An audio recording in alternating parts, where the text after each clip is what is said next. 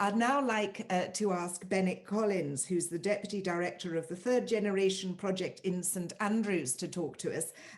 From your website, Bennett, and I hope I've got this right, the Third Generation Project is an international think tank based in Scotland that uses education and research to enable social change for climate justice.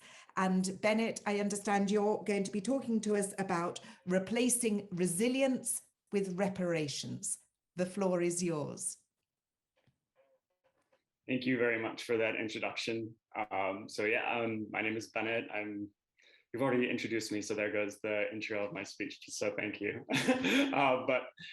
Just going right into it. So I work for the Third Generation Project, and we're a community-centered think tank at St. Andrews, dedicated to advancing the conversation around climate justice and education.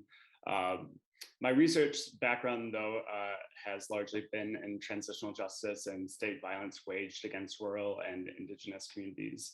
I personally came into climate justice and the movement surrounding climate justice first as an activist, working with social justice movements in southern Louisiana. This region of the United States is a petri dish of climate injustice and how it manifests into the everyday. And it blurs this global north-south divide that is often referenced, and that it also includes kind of this developed versus developing, which has been mentioned through the conference.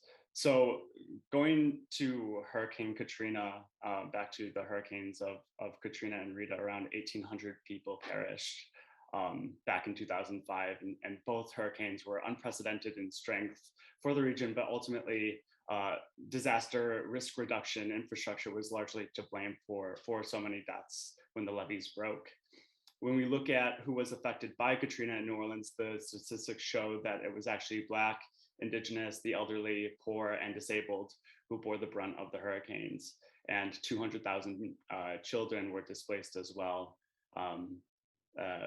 unable to get those years of education back in the 2 years of displacement that followed. Katrina is not framed as a canary in the coal mine, but in many ways, it's perhaps one of the greatest instances of climate injustice that the United States in particular has seen. But then following Katrina and Rita, southern Louisiana also saw injustice after injustice and has continued to see this.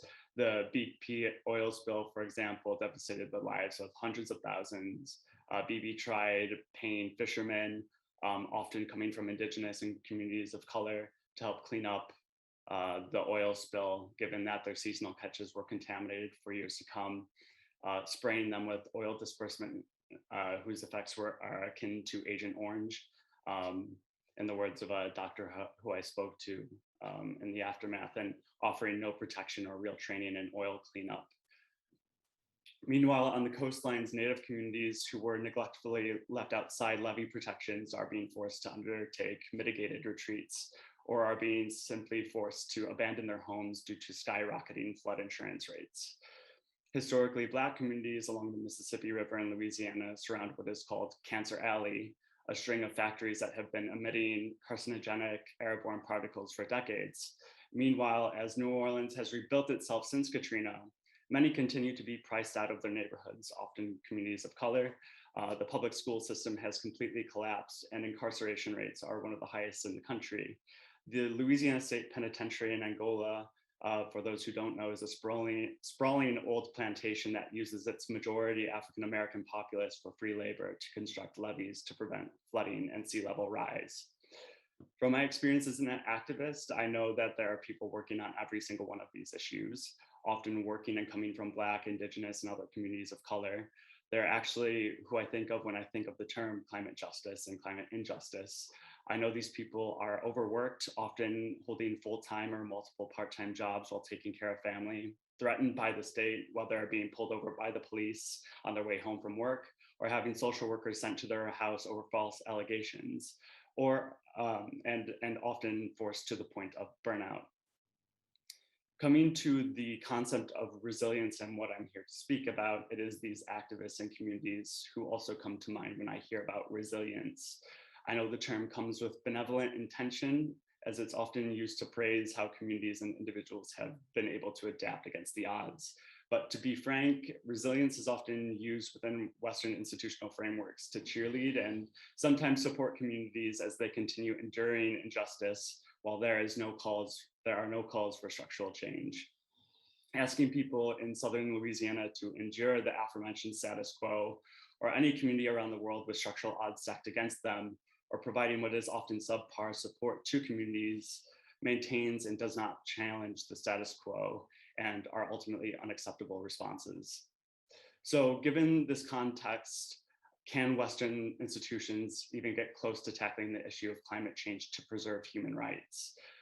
Western-led institutions themselves are reflective of the system that has created the climate injustice in the first place. So those institutions are in need of reform to be more reflective, both of the communities dealing with injustices and also of their knowledge systems, because also we have to remember that knowledge frameworks that are being used to address climate change still do not have enough knowledge from already climate affected communities. So what are some of the mechanisms to foster greater accountability? One is consideration of who is being listened to and how they're being brought to the table. Oftentimes I'm in rooms where a person of color or an indigenous person is brought forth to kind of speak on their experience, speak of resilience, or speak on traditional knowledge without actually being given power to decide the products or the ends of conversations of kind of these boardroom meetings. Education around climate action, which is something that my think tank works with teachers with, looking at how climate change is being taught within schools, as opposed to being simply a scientific subject, bringing social justice into the classroom and understanding how climate change exacerbates already existing social inequities. Honest conversations and changes in knowledge hierarchies.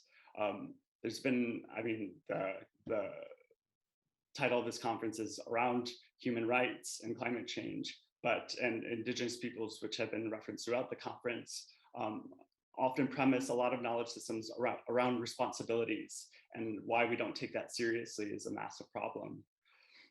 And then finally coming to the crux of I guess this talk is looking at reparations.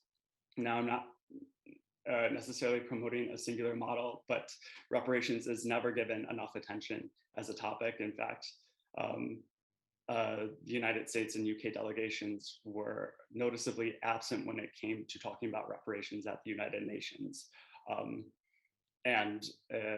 I would like to advocate that we bring this topic into every one of our institutions. And there are some models out there to begin doing this, and activists and researchers that have come up with one 5-pronged approach that looks at acknowledgement of past and ongoing harms from the perpetrators to victims, looking at restitution and approximating and restoring what has been lost, compensation in the form of money, equity, or most importantly, debt forgiveness, as an onset and offset in education, workforce opportunities, and trauma-informed services.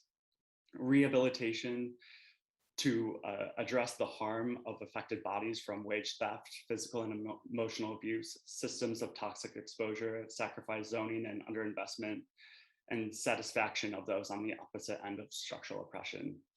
I'd like to also quote Keston Perry, who's a Trinidadian political economist, who has been looking at reparations in regards to the Caribbean, who says, in view and in support of the necessity of climate reparations being determined by collective organizing and beyond simply the nation state, climate reparations would need to be channeled to collective organizations and collectives that may need to be created anew as governing mechanisms representing various communities within the Caribbean, including indigenous peoples, informal workers, Black and Asian descended peoples, women, non-binary, queer, and the young, among several other particularly marginalized groups.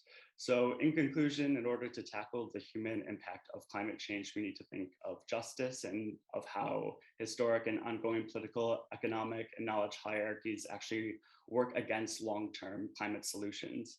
Coming back to Louisiana, I know that the only way to provide relief to those activists on the ground isn't through a mandated grant, often demanding hours of application writing and framing to then to meet the needs of institutions often dominated by particular priorities and knowledges. It is through an active campaign of handing resources to those most impacted, working at their behest. Reparations are not just about money, they're about getting to the root of these hierarchies in collaboration with those that have been most affected. Thank you. Thank you very, very much for explaining so clearly what is wrong with the concept of resilience when it can be used as a paternalistic concept, and your call for reparations. So I'm going to